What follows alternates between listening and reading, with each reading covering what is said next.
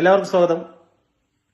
അതിശക്തമായ സെമിഫൈനൽ മറികടന്നുകൊണ്ട് സ്പെയിൻ ഫൈനലിൽ പ്രവേശിച്ചു. ആദ്യം തന്നെ സ്പെയിന് ലീഡ് ലഭിക്കാനിടയായ യമാലിനെതിരായിട്ടുള്ള ഫൗൾ യഥാർത്ഥത്തിൽ കരുതിക്കൂട്ടിയുള്ള ഫൗൾ ആണെന്ന് ആരും കരുതുന്നില്ല. ഏതായാലും നമുക്കൊന്ന് കണ്ടു നോക്കാം.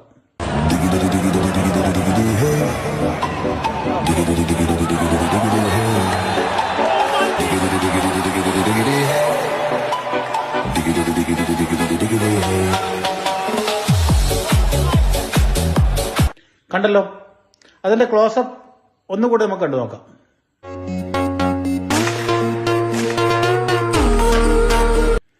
നമ്മളതും കണ്ടു.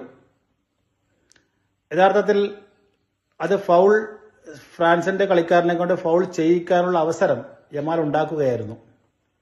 എവിടെയാണ് 19 വയസ്സ് മാത്രമുള്ള, 4ാം ക്ലാസ് മാത്രം വിദ്യാഭ്യാസമുള്ള ഒരു ചെറുക്കന്റെ ബുദ്ധിയല്ല അവനുള്ളത് എന്ന് ദൃശ്യം 4 അതിനെ അനുസ്മരിപ്പിച്ചുകൊണ്ട് നമുക്ക് തോന്നുന്നത്.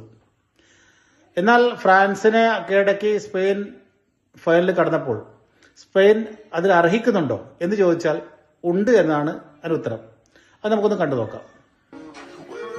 Kubasi, Lamine Yamal versus Lucas Digne. What a goal. Babe, why was this rule as offside? യഥാർത്ഥത്തിൽ 2 ഗോളിന് തന്നെ, അത് പെനാൽറ്റി ലഭിച്ചില്ലെങ്കിൽ 2 ഗോളിന് തന്നെ സ്പെയിൻ ജയിക്കുമായിരുന്നു.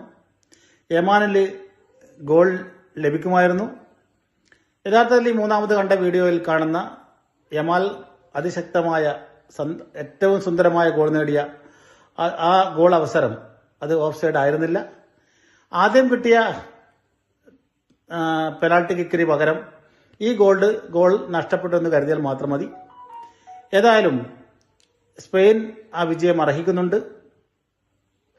ഫൈനലിലെത്തുന്ന അത് അർജന്റീനയാവട്ടെ ഇംഗ്ലണ്ട് ആവട്ടെ, ഈ ചെറുക്കനെ ഒന്ന് സൂക്ഷിച്ചു വെച്ചോ. അവര് 19 വയസ്സുകാരന്റെ ബുദ്ധിയല്ല. Okay, by.